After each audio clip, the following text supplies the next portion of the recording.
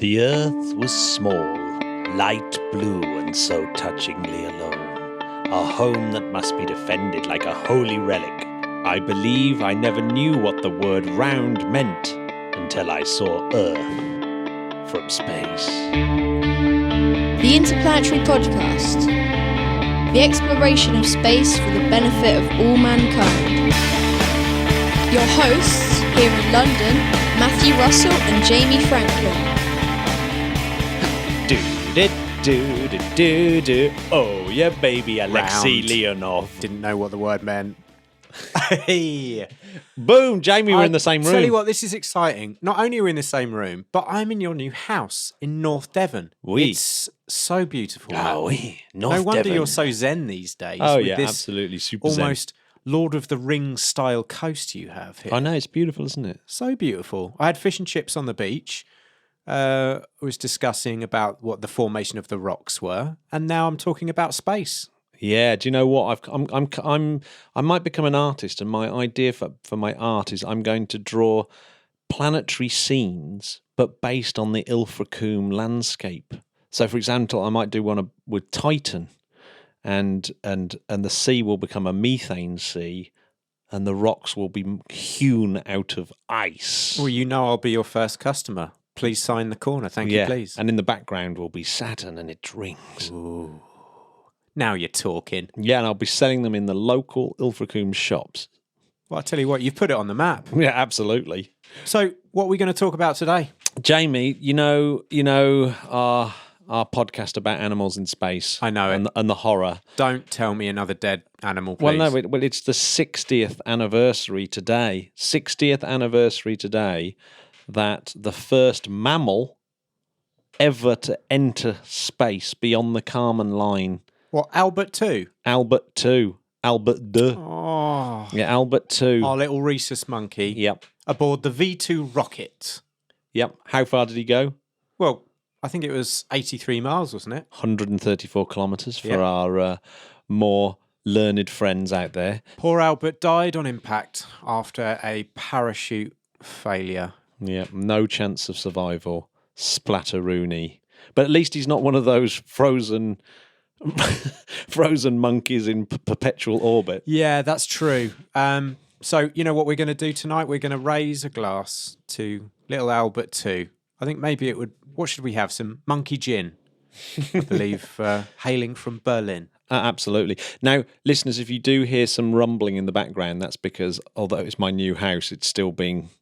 There's still workmen here. Yeah, a bit of contexture for you. Yes. Talking of contexture?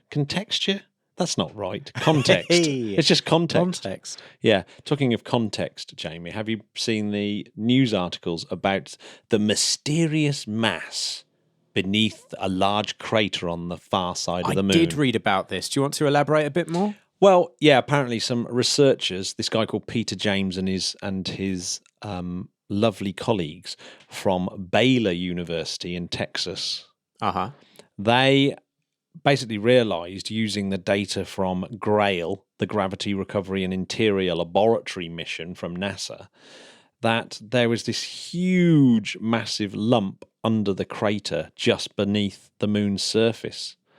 And it seems to go down 180 miles. And this is what one of them said. He said, "Imagine taking a pile of metal 5 times larger than the big island of Hawaii and burying it underground. That's roughly how much unexpected mass we detected." That is a lot. Yeah. So, yeah, a massive metal piece 5 times bigger than the Hawaii's biggest island buried under the surface. Yeah. What do they think it's made of, Matt? Well, I think it's metal of some description, but it's how it got there. This is the mystery.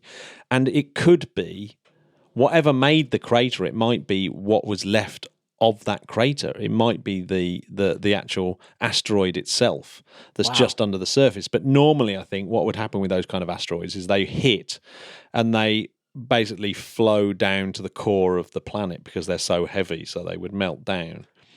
And so it's very unusual that would happen, but it could be that. And this is one of the reasons, of course, why people have pretty excited about mining some of these places. Am I Oh, right? yeah. Oh, yeah. Well, yeah, exactly. I suppose that would be a very rich metal deposit on the moon right there. Very rich indeed. Very rich. And it would make you somebody rich. very rich. I know that. But you would also have to be very rich to mine it, Matt. Yeah. Of course. Well, it's 2.18 times 10 to the 18 kilograms. It's my kind of maths. That is a million. Quick maths. No, it's a million. It's a lot. Stop saying million. It's very, millions and millions and millions and millions of kilograms right there. And yeah, it could be that when the impact, when the core was cooling down, it might have been a sort of bubble that came to the surface of molten metal, I suppose. There's other explanations for it. But an interesting one is, yes, it is actually the asteroid itself that's lodged underneath the surface and hasn't, for some reason, dripped down into the core of the moon itself. Wow, I absolutely love that. Well, more info from Data coming soon. There's been lots of news about Artemis, which I think is deeply worrying. A bit. So one of the senators, a Republican senator for Alabama, Mo Brooks, pressed Thomas Zurbuchen, who's the NASA Associate Administrator for Science, for the total cost of the Artemis program, because fears are mounting that Artemis is going to rob the coffers of the NASA science program. So this is what he said. He says, we need some idea of how much the cost is expected to be incurred over the next 5 years, or do we literally have no idea what we're getting into? There was some red faces, I'm assuming. Yeah. And no one really could answer his question, so it's a bit of a nightmare. That's awkward. But Jim Bridenstine has continually said that they're not going to cannibalise science programmes to pay for Artemis. But there has been some worrying sentences coming out from various other people at NASA saying, well, we're either going to have to find amazing efficiencies somewhere, or we're going to have to get the money from somewhere, because they're not going to find the $8 billion a year from government. Shall we write them a check? Yeah, I mean, luckily our Patreons are giving us those sort of sums of money now. Well, so the amount of people that buy T-shirts alone would cover that, wouldn't it? Yeah, absolutely. T-shirts, merch, mugs, etc., etc.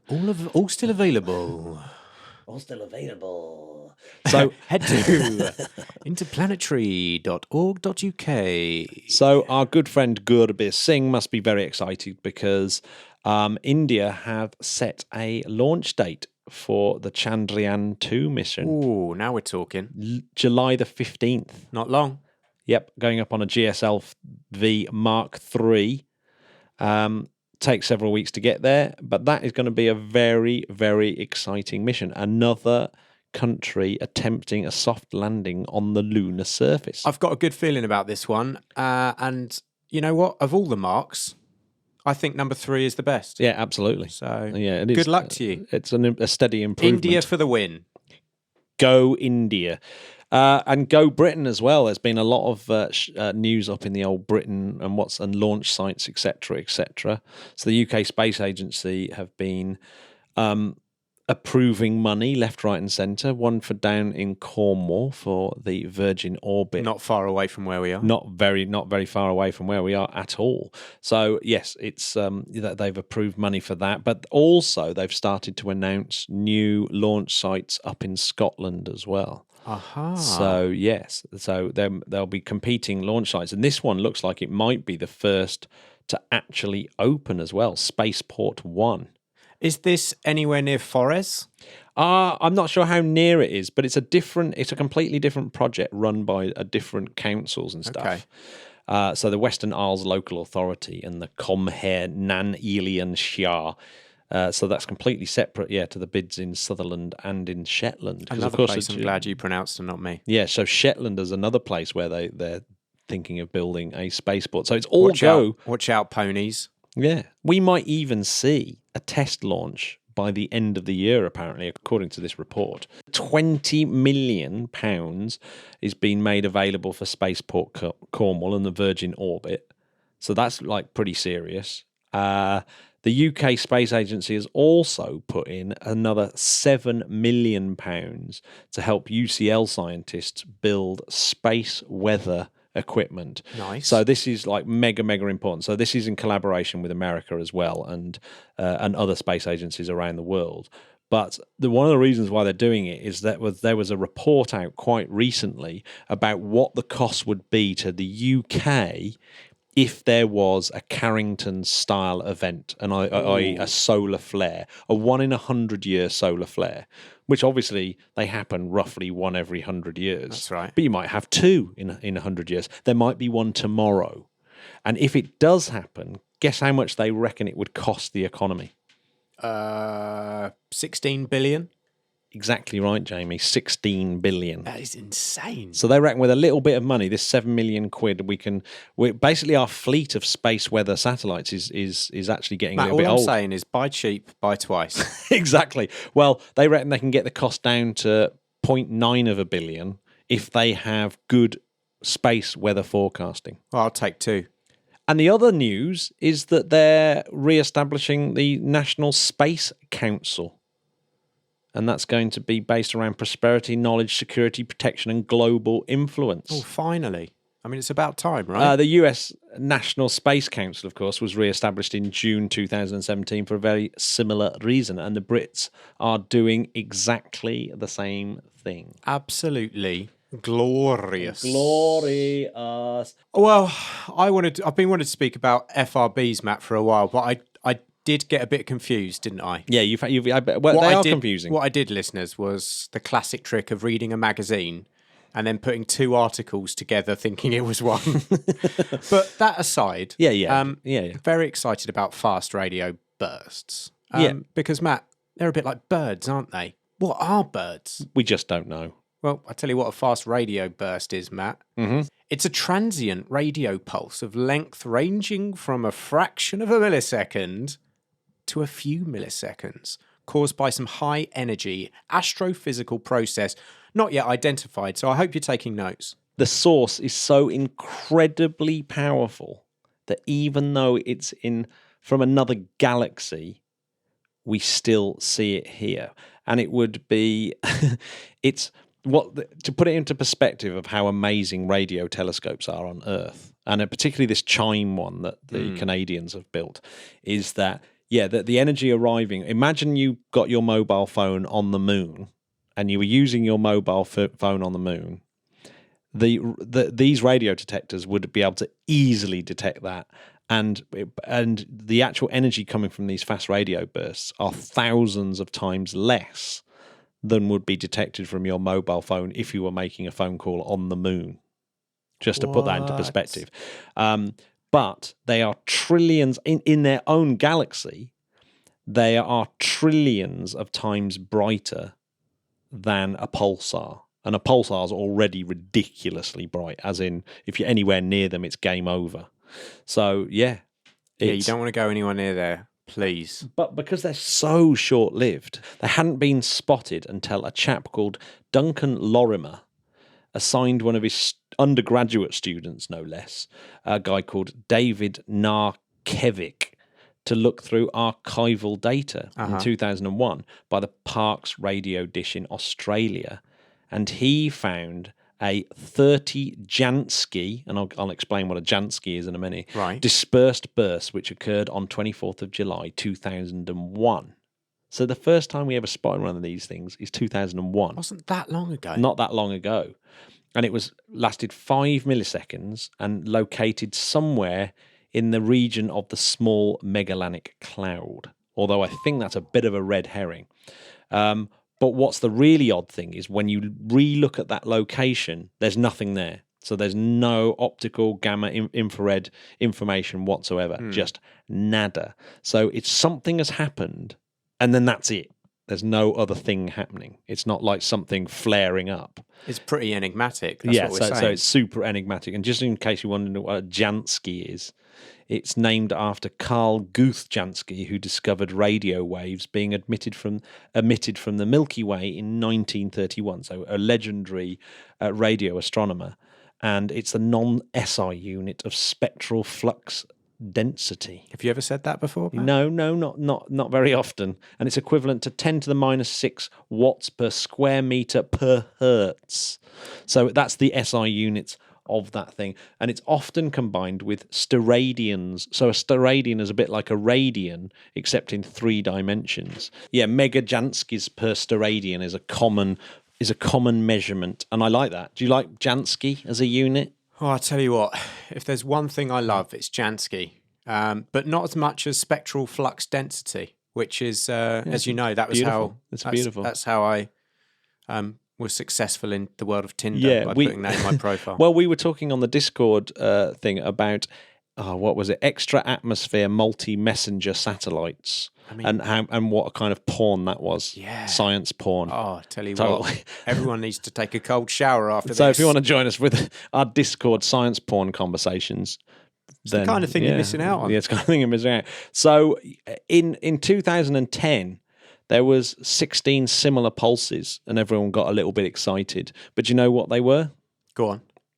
They were less like FRB and more like KFC, because it was when you open, if you don't switch off your microwave and you just open the door, sometimes you just open the door while it's going. Apparently that lets off a fast radio burst. Really? Well, it makes the telescopes nearby think there's been some fast radio burst. Yeah. So all these people not wanting to wake their loved ones up by getting to the dings. They're ruining local... Don't do it. Just switch it off at the plug. Well, I think nowadays they can tell the difference between them. But the big one is FRB 121102. And just so you know how FRBs are named, it's year, month, day. So 121102, of course, is the 2nd of November, 2012. And the thing that was glory about this was in 2015, Paul Schultz of the McGill University found 10 non-periodical repeated fast radio bursts. So this was the first FRB that was a repeater. Now that is special. It can't be 2 pulsars colliding or something like that. Because that only happens once. It's not like they can sort of skim each other and keep happening. So it's not.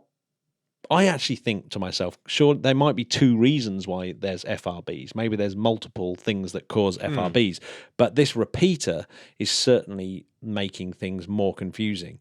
And that repeater's been seen 150 times now. And they're pretty certain they've tracked it to a dwarf galaxy 3 billion light years from Earth. 3 billion light years. Yeah, that's far. So just so to put that into perspective, this is all happening during the Cambrian explosion on Earth, before we really had multicellular life on Earth. Way before the dinosaurs. That was a while ago. Yeah, so this is a long time ago. Before Instagram. And in every single fraction of a second that this radio burst flashes, that's enough power to power all of mankind for 1 trillion years. Yeah, we need to harness that power, Matt. How do we do that? Yeah, that is crazy, isn't it? So what they have been able to do is find there's certain sort of physical aspects of this that show that it's embedded in a very strong magnetic field. Something to do with the way that the light is polarized as it goes through this magnetic field.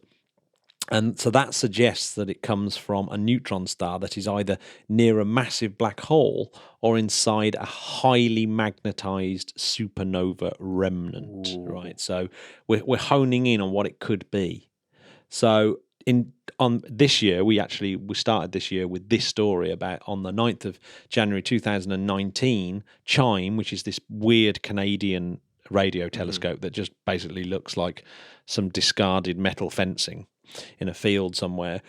6 bursts were detected, so that's the 2nd ever repeater. So there's only 2 of these repeaters, but that kind of puts the end to the alien hypothesis, as we said at the time, because it's highly unlikely that in another galaxy somewhere that there's someone doing the same thing.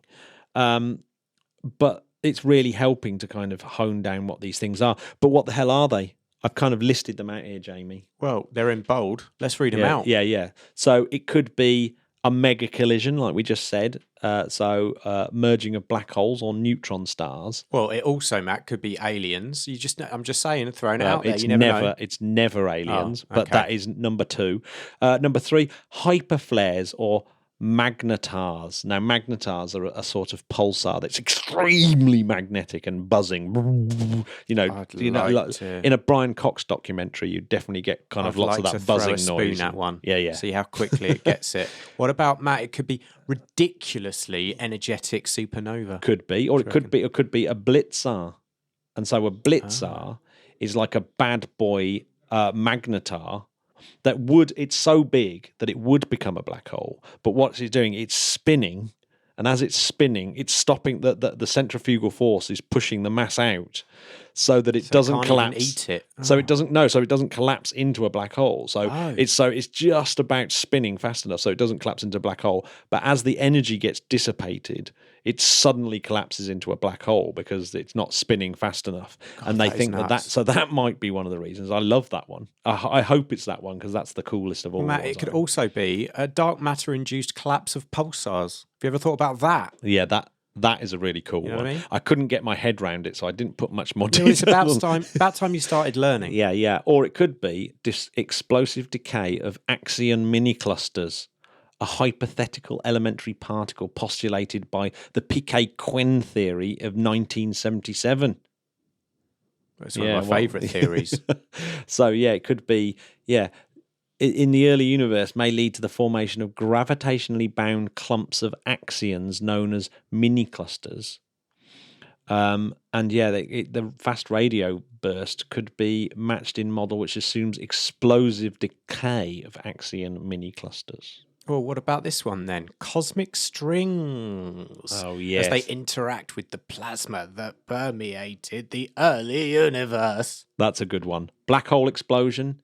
FRBs could be be the first detection of quantum gravity effects, if that was the case, if it was black hole explosions. More like strong magnetic fields near a supermassive black hole that destabilizes the current sheets within a pulsar's magnetosphere, releasing the trapped energy. So what happens is, as the pulsar's going round, its magnetic field lines fall into the black hole, get snapped off, and then release this huge flare of radio pulse. Matt, this is like space poetry. Yeah, it is. You're like the James Joyce of the podcast world. So how amazing are FRBs? Oh, it's just ridiculous. Imagine like you've got an FRB. Yeah. You've got this FRB and it keeps repeating. Yeah.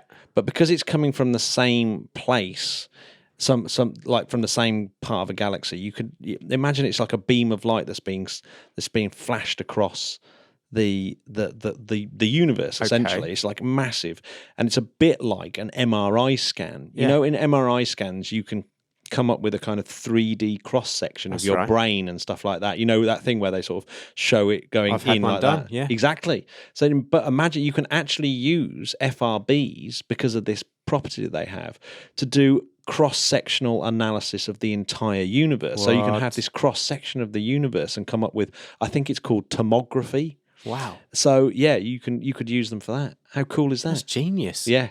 I want a 3D scan of the universe, please. I totally want a 3D scan of the universe. Well, at least a section of it. Yeah, so yeah, the FRBs that could be really useful as well as being mysterious Well, and cool. talking of mysterious and cool, Mm-hmm. I don't think we've interviewed a David for a while. Have we got one coming up? I think we've got another David. The most mysterious and cool of them all, Mr. David Baker, our resident genius. Our resident genius. Jamie, shall we go straight to David Baker's interview? Écoutez. Écoutez. The Interplanetary Podcast, putting the ace back into space. Hello, David. How are you? Hello, Matt. I'm perfectly fine, thank you, and I hope you are too. I am, yes. Like you said earlier, I'm enjoying the weather. It's Yes, it's good. we did, didn't we? It's a good time to be alive, particularly with so much going on in space. So, yeah, we haven't spoke for a while, but in that short period, it seems a billion things have happened. So, what should we kick off with first? Well, I think this last few weeks there are a couple of things that bring us down to interests more parochially and locally with regard to British space activities. But I guess people are really on the edge of their seat for the next instalment of the almost fictional drama that concerns itself with Trump's desire to race back to the moon with with unprecedented haste, and he's even eclipsing the schedule that was put by Kennedy to be on the moon by the end of the 60s. Now he's desiring us to be on the moon within 5 years from now. But seriously, there are major issues with all that, and things have been tumbling out the cooking machine in the last few weeks, which really have turned the original plans almost on their head. Bridenstine's head of NASA, must be dizzy with all of these demands and changes that have been firing at him from the White House and from the also from the National Space Council, chaired by Mike Pence, the Vice President. So I guess those are the main central themes. So should we talk about that to start with? Yeah, no, absolutely. Well, my first question on that then would be Jim Bridenstine, and I think we're all in agreement. He's been a fantastic guy at the top of NASA. And how much does he know? Is he steps ahead, or is he like the rest of us? He's reacting to stuff coming at him.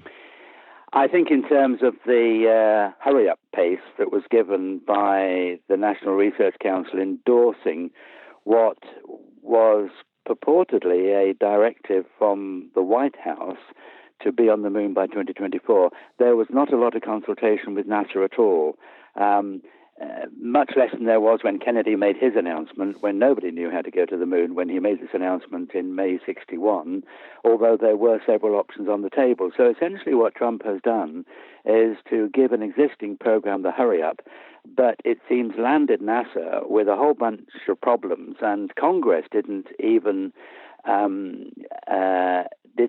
have the information it needed to be able to make sensible qualitative judgments, and we'll get into that in just a minute. But specifically on Bridenstine, no, I think I think we have to take it in context here. NASA is a very, very, very tiny government agency. Well, it's not even an agency, it's an administration. You know, we've talked before, but just to remind our listeners that there are, in terms of seniority in the executive office of the government, there is a department which is the top level of size and clout and budget for any American Department of Defense, for instance. And then there are agencies, for instance, Central Intelligence Agency, that's one notch down. And then there are administrations, which is the lowest level of the three, which is an administration. It's National Aeronautics and Space Administration. And it's tiny. It's 0.4% of America's federal budget. And so because that is the lowest level of the various departments, we use department small d, of the U.S. government, really, they don't figure very large in bending the ear or the elbow or the arm of the president. The president, you know, that mantra that comes out of Hollywood, you know, I serve at the pleasure of the president, and that very much is NASA. And ever since Kennedy, it has been managed by Congress and micromanaged by the White House. And I think we sometimes forget, looking up our end of the telescope, we're right here within the space environment, and I guess listeners are really very space aware and are very supportive of the space program and are very keenly interested, but it is a tiny, tiny fraction. So Bridenstine really gets a call to be told what to do, essentially, in terms of a plan. Then he has to put that plan together. And then he has to articulate it in a way which is comprehensible and sellable to Congress. And although it may seem very different, the president has less overall power over the U.S. government than the British Prime Minister has over policy in the UK.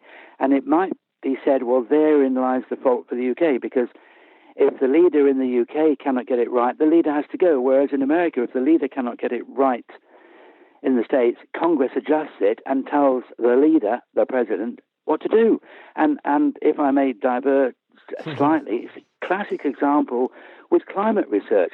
Trump sounding off all the time about he doesn't believe in human-induced climate change, and he doesn't believe that the resources of the U.S. government should be committed taxpayers' money to investigating something that he highlights as being essentially a political ploy from the Chinese to get to spend money in a direction which will stop them spending money in a confrontational way with China. that has not moved the stance of the United States one iota. Congress put all the money back that Trump wanted to take out for climate research. NASA has its business as usual. Although he took all the money, and we've talked about this before, each of the U.S.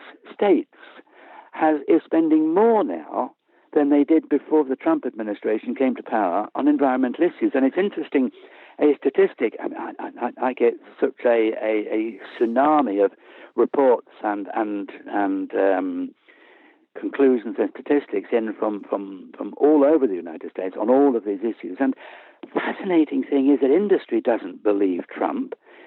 In the brown belt areas and among blue-collar workers, they do not believe that Trump is right in saying, keep on doing what you do with regard to coal. Last year, 115 coal mines were closed in the United States, despite Trump saying he was going to bring coal mining jobs back to the United States. And this is what you have to be careful of. Because Trump is the president, his words tend to be taken as though that is what is going to happen. And it's not. It's as though he's cantilevered out in some wish list land that's completely detached from reality. And I mean this in a very respectful sense for the office of the president, despite what we mean. It's just the way it is. Congress is almost 50-50 on the parties.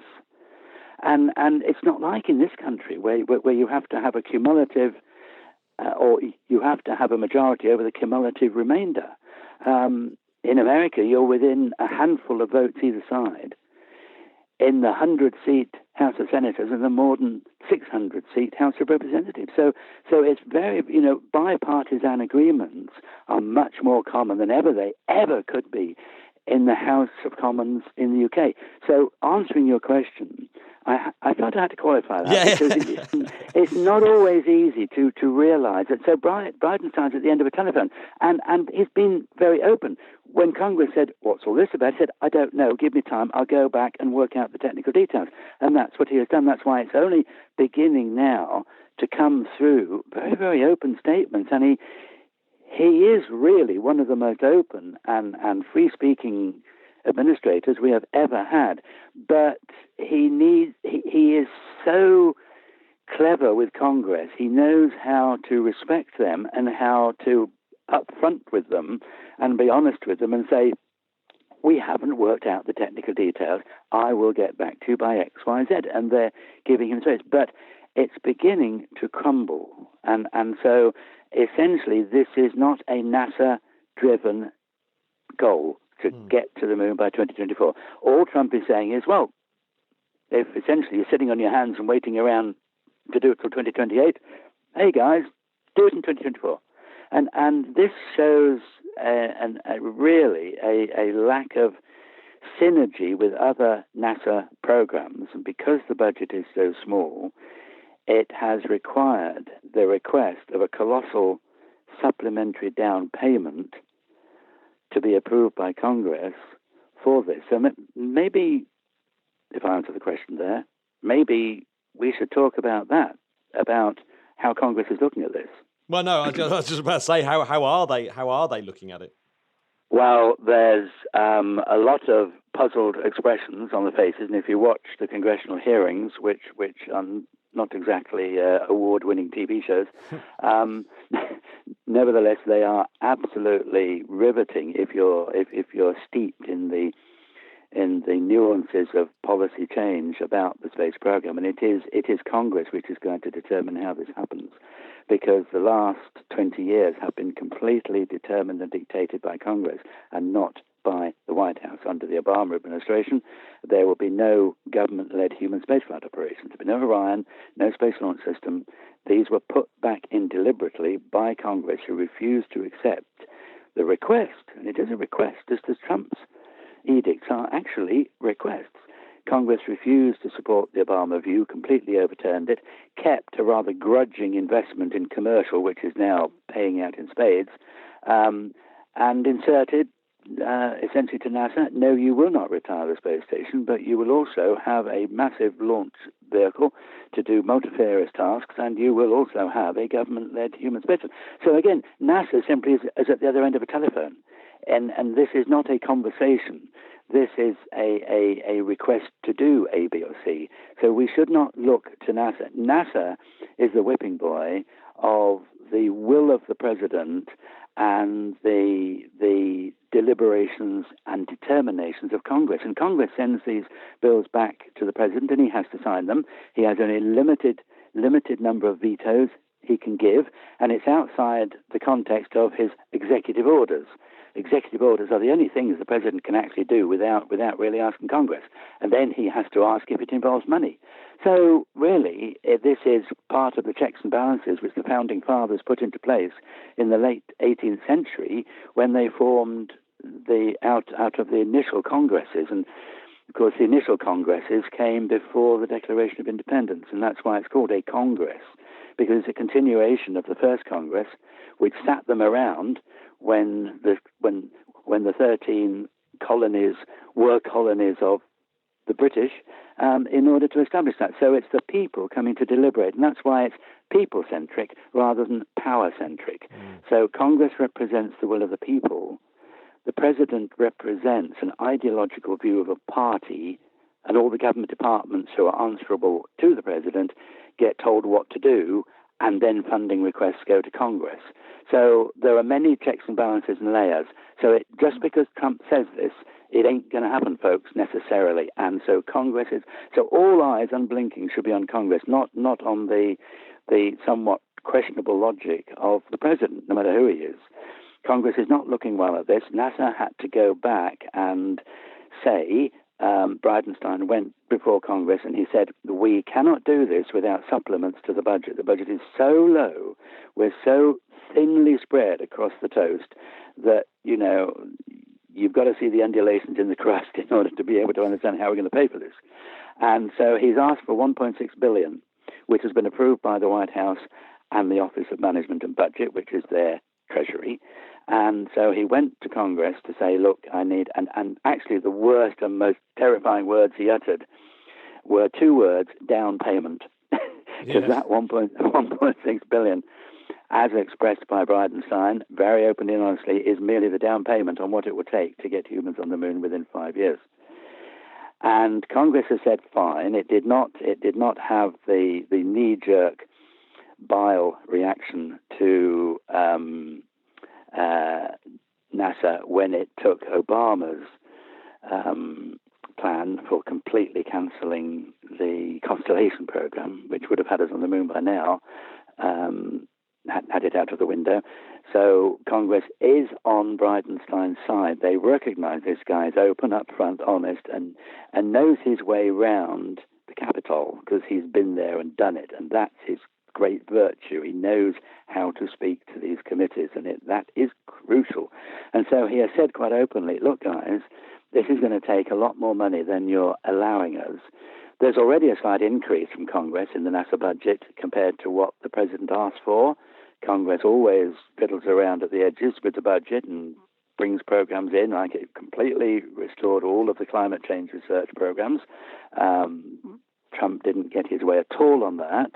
Bridenstine, to his credit, is probably his greatest credit is that he's a presidential appointee, and yet he's running counter to Trump on almost every policy that Trump wanted NASA to implement. And Trump's lying low and letting him have his head, because he knows this guy does get things done, and he wants NASA to do things that are essentially completely new and unspoken previously, like this great big moon hurry-up. So Congress essentially is not at all enamored with the fact that this is going to have to be paid for by the American taxpayer, and they're asking the big question, why are we doing this? What is the big hurry-up? What is the reason for it? And nobody seems to be able to get an answer out of the White House as to the real enabling reason why Trump suddenly threw this at Pence and had it brought on the agenda of the meeting at the National Space Council. And the National Space Council, formed of the great and the good, are in such positions that they don't want individually to spike the forward momentum that Trump has encouraged the overall space collegiate groups in America to feel that they are living in. The Space Council wants encouraging go-to messages from the White House, but I have to be careful I don't want to frame them as nodding dogs in the back of a car, but essentially they are really just endorsing everything that comes before them, and maybe the buck should stop at the National Space Council with deliberation over grilling those enabling agencies that are going to make this happen, if it does happen, as to exactly why there is a need to put all this extra money in to do it quickly, because there are lessons from Apollo that this is really not the way to do a long-term program. And the other thing that Congress doesn't like is the fact that Bridenstine has squared up fully and honestly in saying, this is not going to be the moon landings we were planning. This is going to be a quick, rapid-fire, get to the moon fast. And behind that, at a slower pace, is our original program from 2028 to begin to build a consistent presence on the moon. But he said this dash is not going to be part of that. So not only is industry being requested to put bids in for hardware that are essentially quick and dirty, to coin a very British phrase, but also have the consistent longevity to be relevant to a sustained, repeatable series of flights to the moon for a sustained presence and that makes sense because we don't have the resources that we had in Apollo to simply put the timeline at number one. No. We have to do things and hello, Congress and Trump, there are other players in this. America cannot do this alone. It cannot even afford the Orion spacecraft on its own. Europe is building half of that, as we continue to find great pleasure in reminding listeners. That this is so, and the Gateway and Orion and the landers were all coming along supporting this gradual build-up across the board of hardware sets that could be applicable both to a sustained presence on the moon and preparing the kind of technological base that we need to go on for a consolidated approach to Mars. But on that Mars issue, Congress is being hit with very, very extensive and comprehensive, huge reports which are advising Congress that any thought of America going to Mars in the 2030s is just sheer wish list thinking and cannot happen. Because right across the board, from scientific, engineering, academic, research, and political institutions and organizations, all focusing their conclusions after brainstorming this, is that there's no way, short of a massive threefold increase in the budget, could NASA see itself putting humans on Mars in the next 20 years. Yeah. And in the meantime, you've got all the PR departments of these commercial guys jumping up and down on a trampoline, seeing how high they can get their estimates on how short it's going to be how soon it's going to be before we get to Mars. We're going to be there in 15 years or so. And none of the real core analysis and engineering evaluations display a confidence that we can be there certainly within the next 20 years, short of a massive crash program like Apollo. Yeah, well, here's the big question then. For listening to that, it's the question I've got is, obviously, we are going to see some more money pouring in, but with a rush for a 2024 landing, is essentially all that money going to get wasted because you're developing these quick and dirty systems when really you would have been better putting that money into the longer term systems that would make 2028 and possibly these more distant Mars missions. I mean, the more I think about Mars, the more preposterous it comes, purely on a human health level. But with that, I mean, I guess that's another story. But but in terms of the money coming in, even if this extra money comes in, it's still quite disastrous, isn't it? Because you're spending it on the wrong things. Well, the problem really is the fact that there isn't time and there aren't resources to be able to develop two hardware sets. There isn't even a Block 1, Block 2 as we had in Apollo. What we get for the long term is actually what we're going to have for the 2024 landing. And the NASA mission set plan finally has been defined in the last week and perhaps we should just move to update listeners on that, although many of them may be very, very aware, that the program for getting back to the moon is now called Artemis. Artemis, of course, is the sister of Apollo in Greek mythology, the twin sister of Apollo. And so just as in Apollo, we had the Saturn V's launched with an Apollo Saturn AS number, AS501, AS502, AS503. So the Space Launch System is EM1, EM2, EM3, or Exploration Mission. But the actual program is being called Artemis. So the moon missions are going to be called Artemis using EM1, EM2, EM3.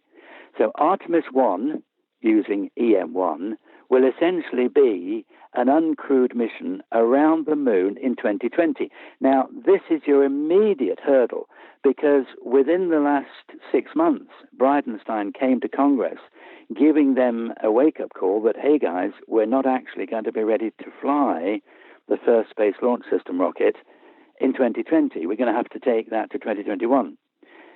That forced NASA to look at the behest of Congress of using a conventional expendable rocket to get Orion flying around the moon and back. They looked at that, found it was totally impossible and would take longer, would probably be 2023 or 2024 before they could actually achieve that, because as we discussed, I think maybe on our previous talk, that the enormous amount of adaptation of a spacecraft to a totally different launch vehicle is not just simply a matter of unscrewing the bolts on one and tightening the spacecraft with bolts on another.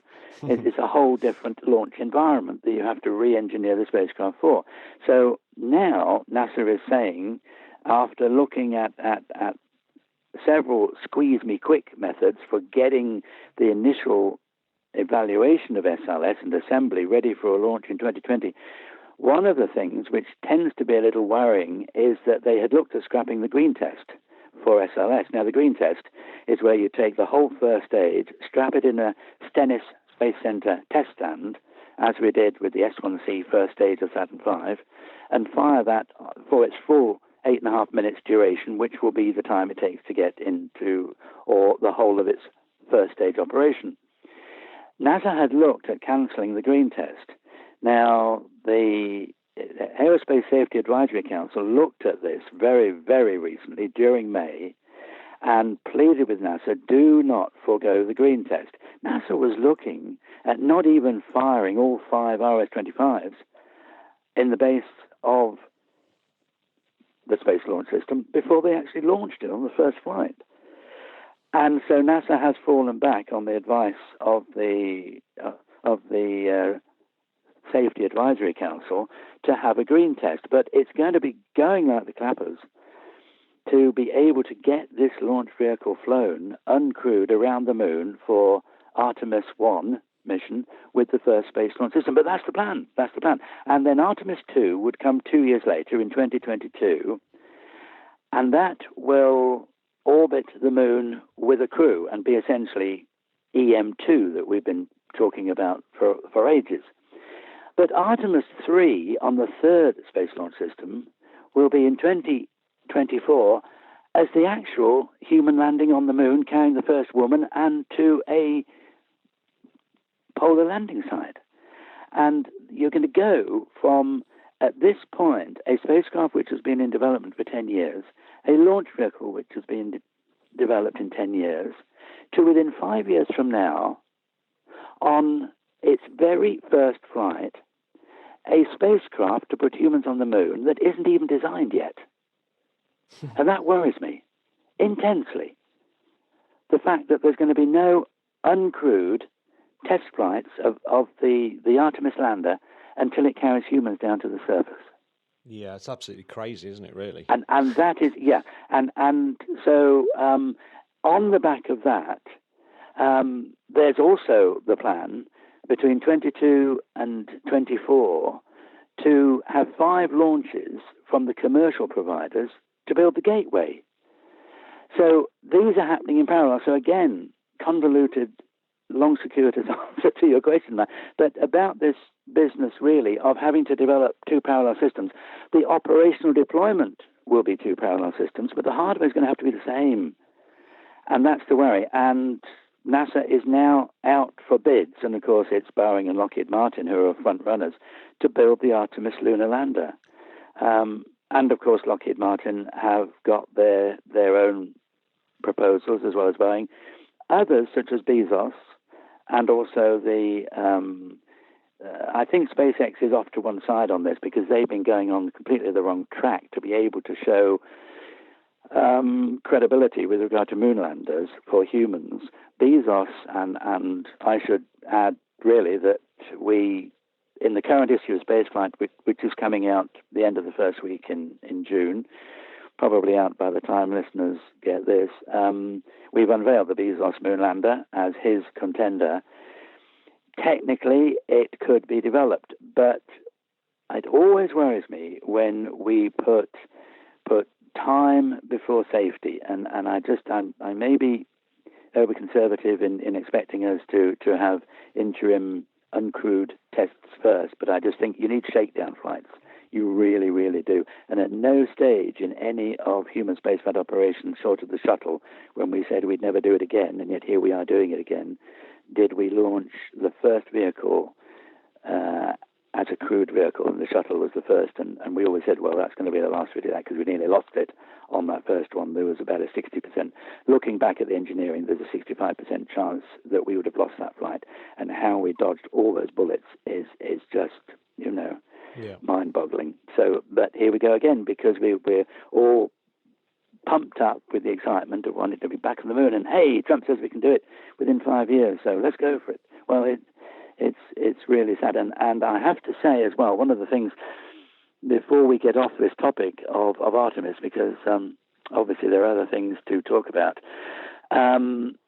With regard to Congress's reaction, I should have mentioned that in fact NASA went before Congress to get sanction for a new department within NASA that would handle the moon landings. And the guy that was going to handle this, which only I think it was in April, Mark Cirangello had been named as special assistant to Jim Bridenstine, and he was to have headed up this new department.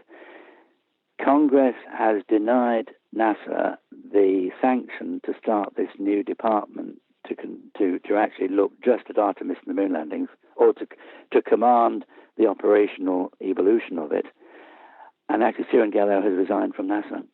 So not only is Congress giving, it's not quite the thumbs down, it's the thumbs horizontal, a bit between up and down. They've said we really cannot make the judgment on the $1.6 billion down payment needed right now this year until we've seen a technical plan. Bridenstine says he's promised to come back with that within weeks. They've said, no, you can't start this new department. It's got to be part of the overall strategic NASA long-range plan. And Cirangello, who was really a powerhouse of genius, should really have been there. He's gone completely now out of the picture. So just as Artemis borrows its name from mythology, in the annals of history, Artemis as a space program may become a myth of the never-happened projects.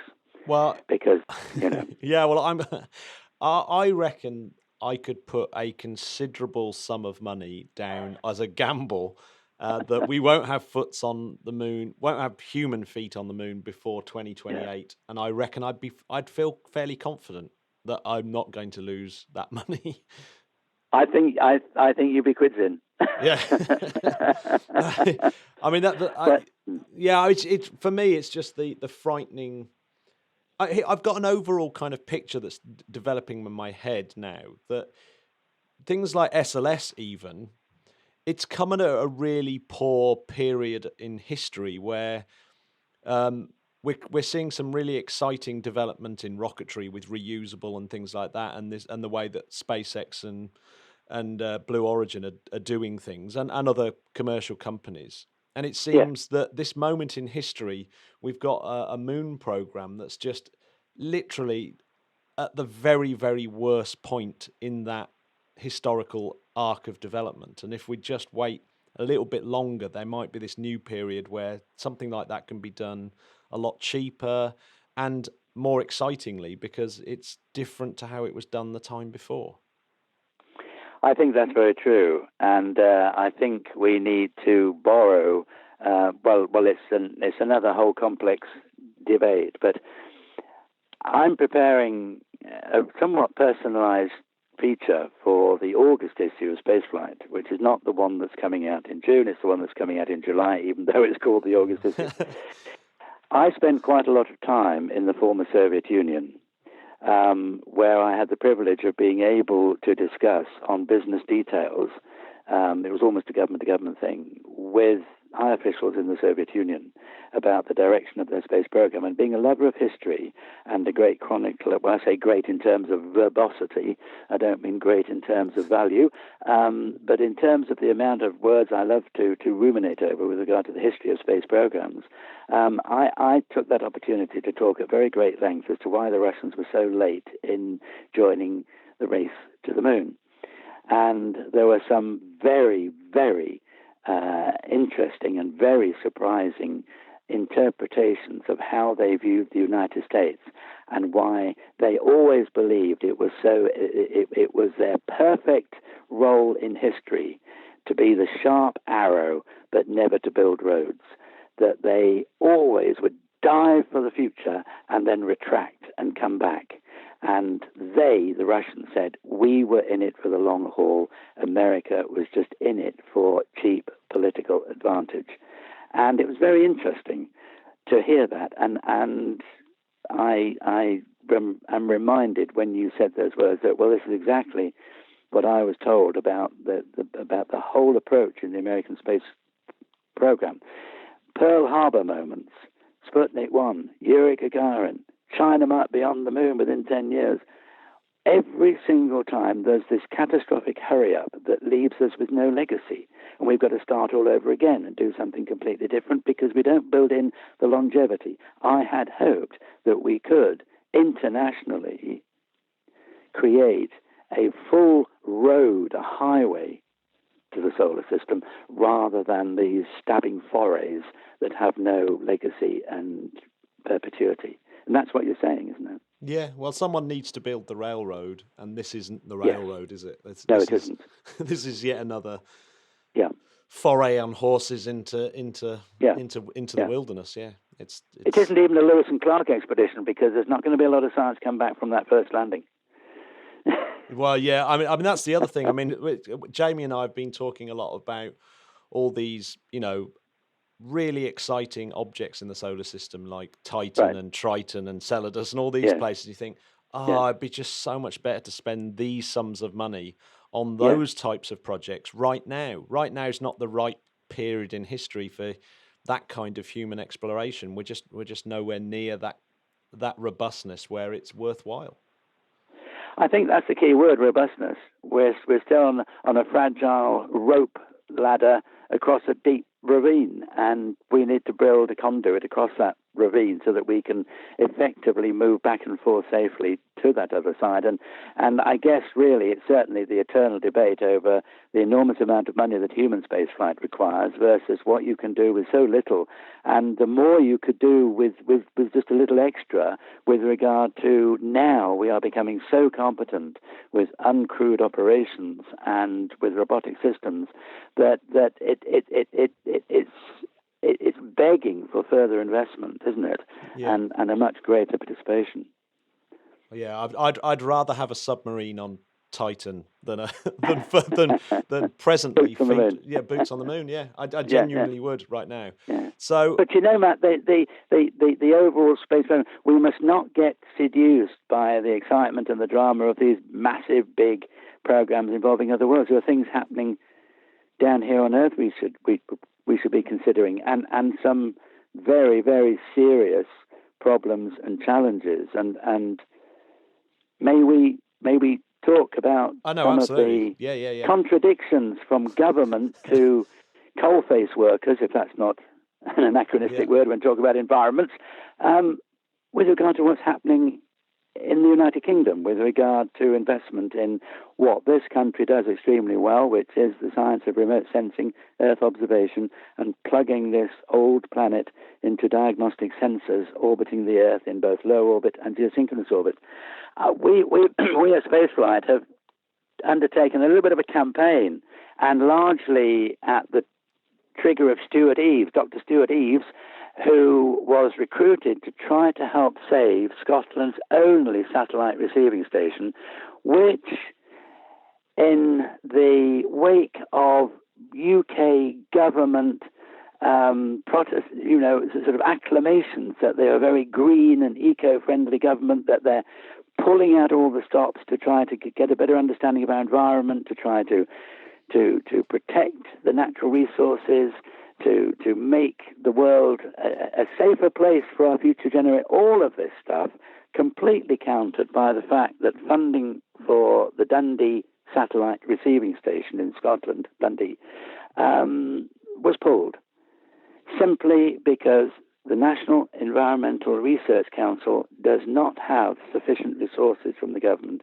to be able to keep it going. So here at the one side, we've got tremendous PR folks espousing the ethical virtue of a pro-environmental government that's going to hang on to every single nuance of data extraction, closing satellite receiving stations that are used all around the world.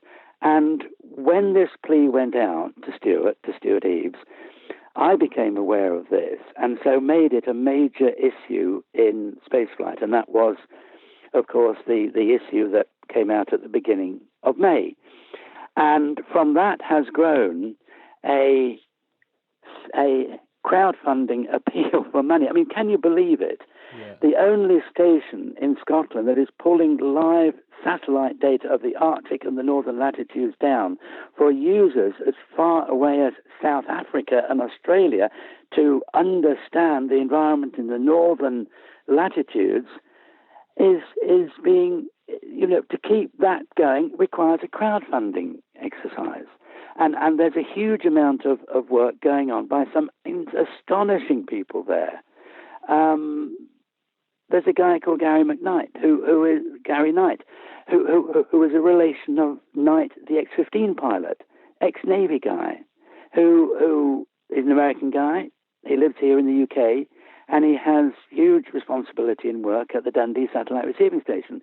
He and about 3 or 4 others have this incredible 24/7 campaign to try to get funding from somewhere in order to keep this going. Now, why is this important? Because for almost 50 years, this place has been the depository and the archiving of pull-down data from satellites in both geostationary and low Earth orbit, sun-synchronous orbits, in order to be able to provide the data that is pulled free to air by countries and users all around the world.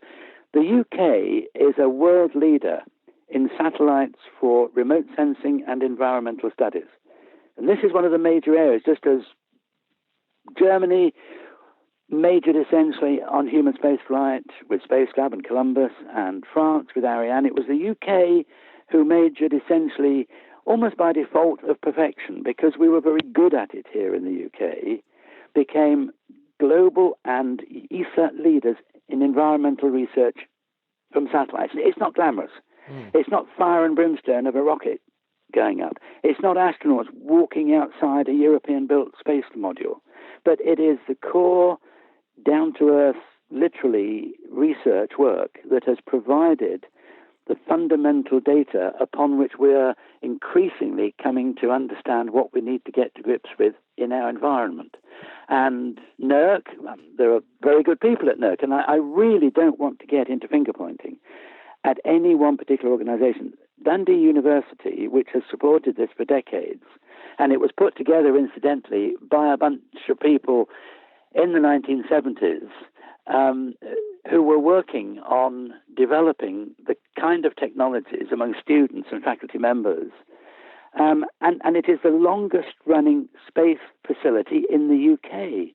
And this is a heritage which was essentially established by Sir Robert Watson-Watt, who was the father of radar technology, and he was a graduate from Dundee, and they were very proud of it.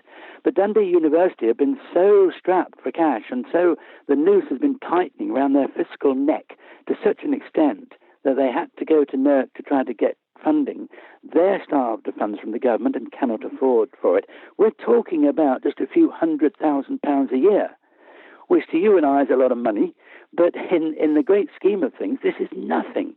And we should be angry and not really asking our MP what their position is on the environment, but why are they allowing this undramatic, up there in Scotland, facility to deny Scotland the only satellite receiving station it has, because they're spending too much on the PR of what they'd like to convince us they're doing, instead of putting our money where we want it to go, into proper environmental research and downloading of data. And this is an archive which includes millions of images.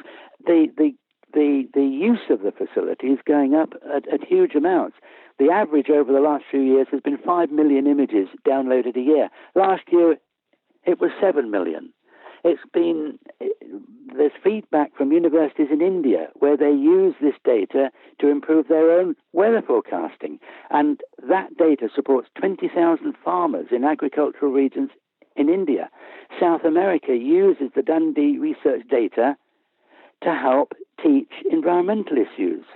South Africa has written in to say, we need this data, please keep it going. Norway didn't even know it was closing. And the guys who are in the front trenches of this campaign to try to save this have got the chief environmental scientist at NASA's Goddard Space Flight Center tearing his hair out as to why this is happening for this paltry amount of money. And at the same time, because all this glad-handing by governments and MPs and all the very, very committed energies of people, young people, very young people, who are very concerned at what the government is doing, we don't want words, we want deeds. And the deeds are there to be achieved. And you can tell I'm really very angry about this, Matt. Well, yeah. And I think, it's not a joke. We really need to be serious about this.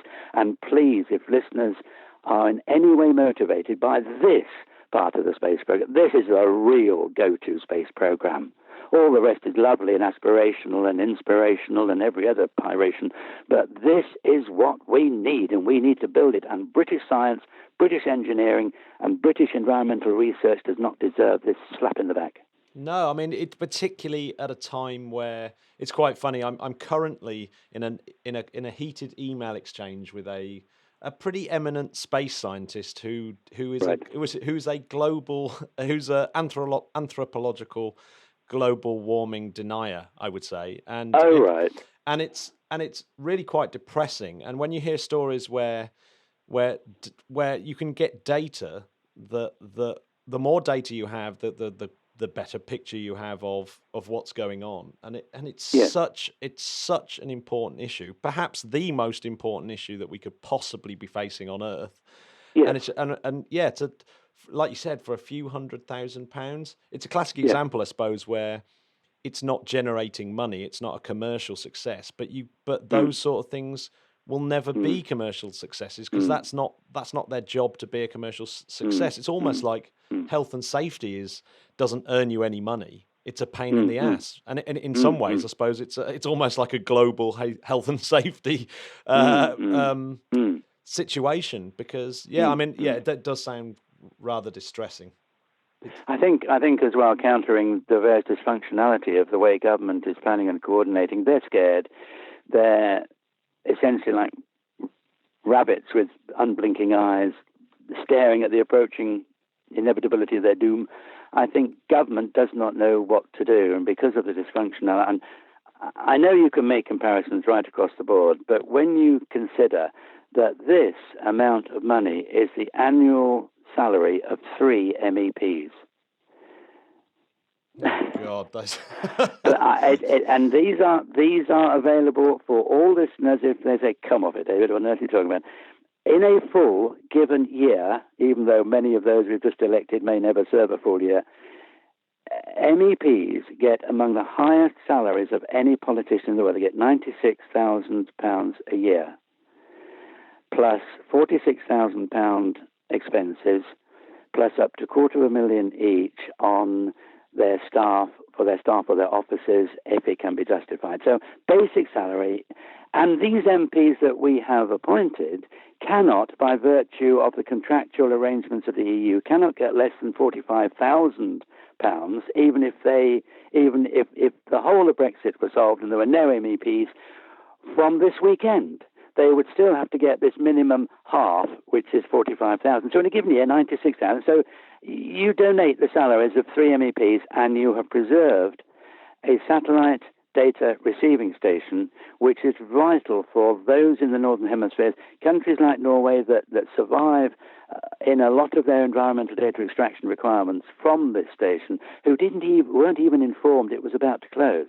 It's on a shoestring. I should say it is hanging by a thread right now. There is time to save it, but it is hanging by a thread. So when you compare what government is sleepwalking into with regard to its overall total dysfunctionality in Westminster and actually endorsing the employment in a foreign country of people who will get 1/3 each the amount of money that is needed to keep this going, somebody needs to stand up, and not just to campaign against apparently negative attitudes in government to the climate, but to point this is something that can be done right now. And it's not being done. And it's as though they're turning away and just trouncing out the public relations spiel that they're given to ameliorate any opposition and try to take a middle road without living up to their constitutional responsibilities. This is constitutional. It's about people who manage local affairs. The local politicians in Dundee, I have to say, the Scottish media has been absolutely fantastic and have been on this case and are aligning it with the mealy-mouthed outpourings of the government and comparing it with their eco-sensitive statements, with their lack of substance in not permitting funding to go through for things that are vital in the here and now to do these things. And that, as we have been unashamedly trying to drive the government to embarrassment over showing what they're not doing when a very, very simple stroke of the pen for a tiny amount of money can keep this alive and help to keep our flag up this tremendous flagpole of accomplishment for environmental research in this country. So I bet I'm right in saying that if you lose the facility, it costs a lot more money to then rebuild a facility like it. Oh, of course. Yes. Yeah. And all I can say at the moment is that there are people out there in the commercial world who have the intelligent commitment and deep-hearted resolution to maybe play a hand in saving this, but it needs all our support. It's not over till it's over. It's hanging by a thin thread of a lifeline, but we need a lot of public drive. Please, from listeners, get angry about this. Call newspapers, badge your MP, tell them the facts. And I think one of the big, if I may just, am I allowed to direct listeners to a website? Absolutely, you can do whatever you want. look at an independent assessment of this from www.geospatialworld.net. Geospatialworld.net. I'll stick that link in the show notes for sure. Yeah. Okay, and that gives the full story because everybody is seething over this. Wow. Yeah, that's that's my anger moment of the day, man. No, but absolutely. I hope it's in a good cause. No, absolutely. I read the story in Spaceflight, and it was right. I don't think I kind of read it as as desperate as you've just put it there as well. So it's good to have a reminder of that, and yeah. I'll certainly be we'll certainly be pursuing that, and we'll tweet about it, and I'll write a few letters to a few people who might be able to help. So yeah, great, great, yes. So what have we got left? What have we got left? I mean, there's so much going on, isn't there, David? It's we haven't even talked about the mishaps with getting people up into low Earth orbit. I mean, Crew Dragon, Crew Dragon and Starliner. Yeah, they both suffered problems, and NASA is a little bit concerned. It's going to push, I think, the first demonstrations at the very earliest to the end of the year because the impact on SpaceX has been quite severe. And because it's a commercial organization and because NASA is only paying for the service and is not paying for the development of the vehicle, proprietary rights shroud SpaceX And SpaceX really only like talking about the things that work. They're not very good at explaining failures, at least very often acknowledging them. And perhaps they should take a leaf out of NASA's more open attitude toward failure by being accountable a little bit more. Slap on the wrist for them, because they're great players. We need them. They're fantastic. They're doing seminal work. But they needn't be ashamed of things that go wrong, because, hey, everybody's been there in the space program, and we're all collectively behind SpaceX. So I don't want to say that, they're doing something that they shouldn't, but we don't know exactly what precisely is the implication. But I know NASA is very concerned and is putting a cautionary advisory that there may be more seats required on Soyuz, because they're getting a little worried. And Starliner also has suffered a failure. Boeing, with its CST-100, that has gone a little bit in the same direction. And it's a learning curve. It's always 2 steps forward, 1 step back. It's when you get 1 step forward and 2 steps back that you should be seriously worried. But I think this is a case of only time being required to do the technical corrections and to get the validation flights and the qualification up through there. And deep breath, we may see this with the big NASA project, with Orion and with Space Launch System, which is why the Safety Advisory Council to NASA have really stressed, guys, you need to go and test this rocket on the ground before you put it on the pad and fire it into space, because you could be deeply embarrassed. And if we lose an SLS, that could put the whole thing back by years.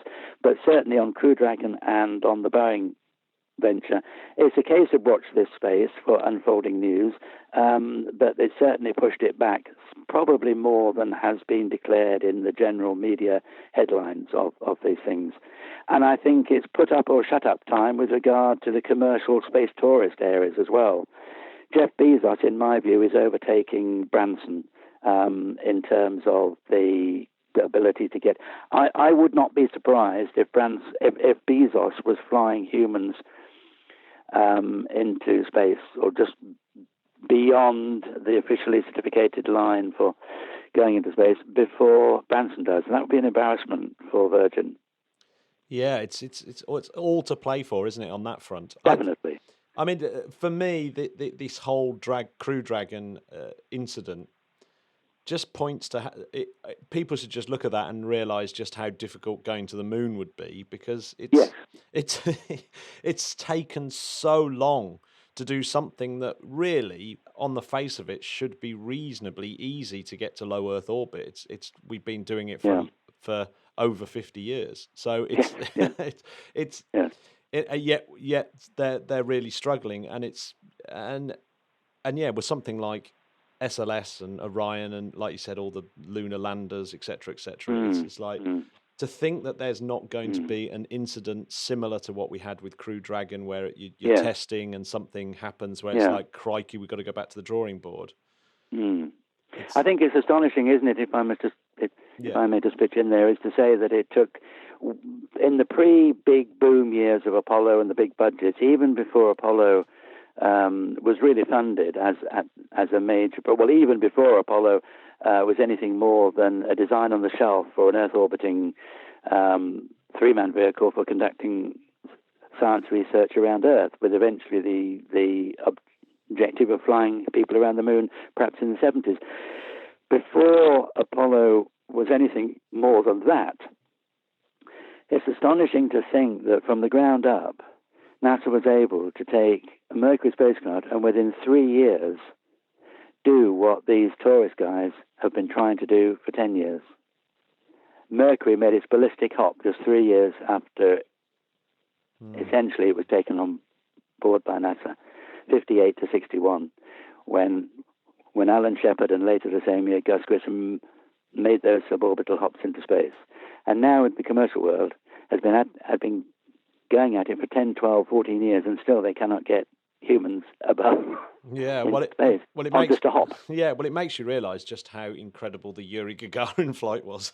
It's just yes, it does. It does indeed. Yes. But it's extraordinary when you think that it took so little time on NASA's meager budgets that it had when it began. But before this huge money came NASA's way, and this doubling every year of its budget.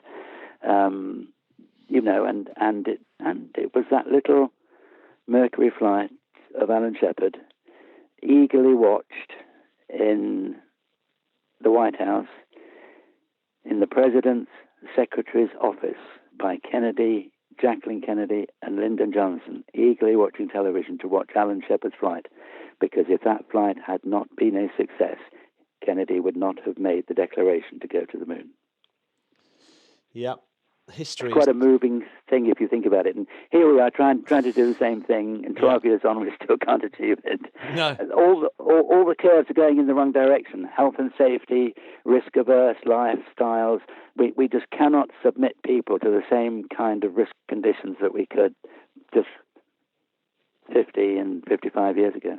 Yeah, and I guess back then it was new. There was the impetus against, there was the space race and the Russians being there, and you think that there isn't something looming over us like that would force particularly the Americans, force the American hand into really going for it. Like you were saying earlier on about Congress sitting there saying, well, what's the point? I wonder even if they thought that the Chinese were going to put Chinese boots on the moon. It's like, well, yeah, they're still 50 years after the Americans have done it, so no real big deal there. It's like But I think that ties together what you just said. Everything that we've been pointing toward during this chat is that we are very, very good at rising to challenges, and history is full of those examples of where tremendous energy and effort accomplishes magnificent things, but staying power is not the most go-to virtue of the human condition, and it's proving consistently difficult in human spaceflight to provide a sustained growth of capability. And space station is a fantastic and laudable technological achievement and is beginning to return meaningful science. But essentially it is not progressing the capabilities in human spaceflight. And as you said earlier, Matt, we have to really address that $64,000 question, which is arguably the most difficult we have to confront, because the answer may require us to limit our horizons. That just as we cannot continue to exploit the Earth's resources in a constant growth, neither can we continue to push further without questioning whether it is the right thing to do at this time. Yeah, absolutely. Well, I guess on that note, just as we hitting the hour mark, David, I think we better wrap up. Yes, of course. Yeah.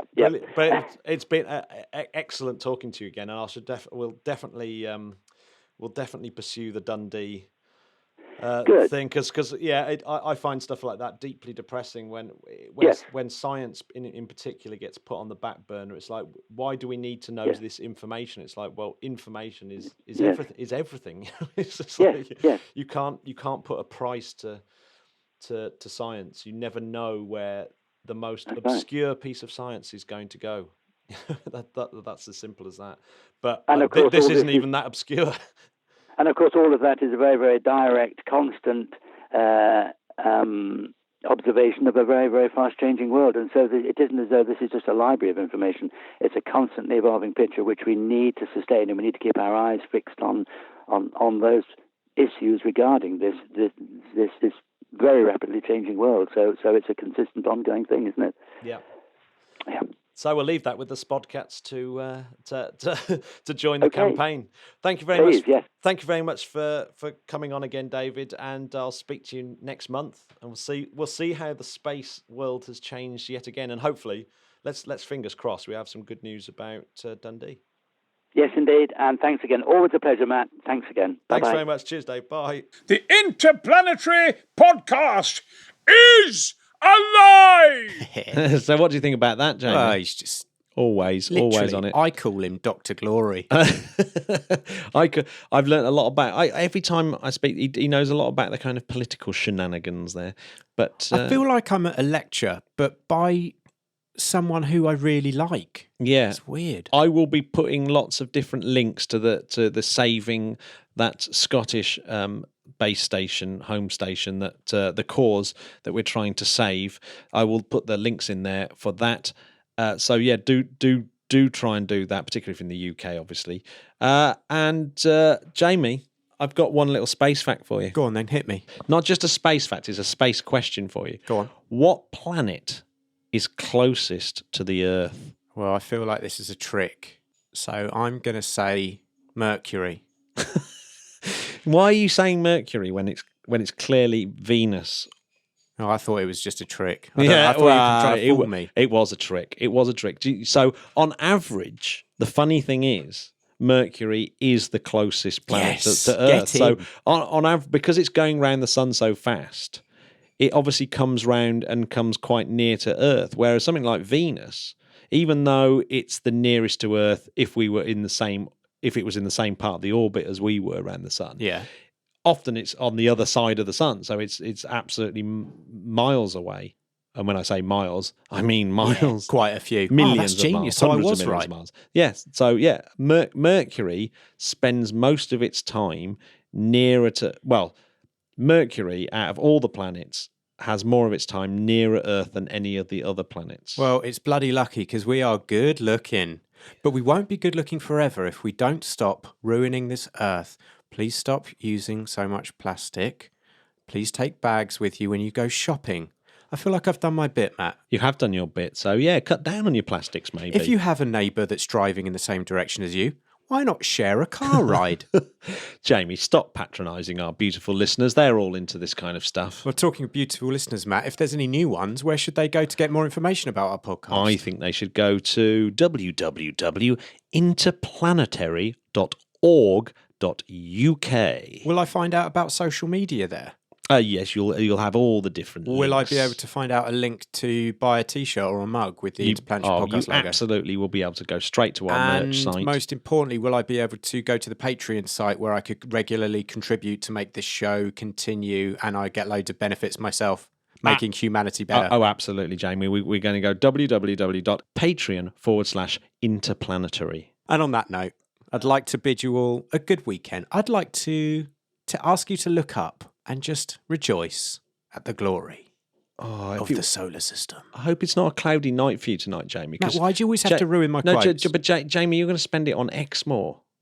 Yeah, I know. And it's like, that is a dark I brought my wide field of vision binoculars. I haven't been able to use them yet. Oh, yes. If it's clear sky tonight, that is going to be the best thing ever. I might be able to see Uranus from here, actually. Hey. Does anyone still find them jokes funny? I do. Bye, Spodcats. We love you very much, Spodcats. Bye. See you. Bye.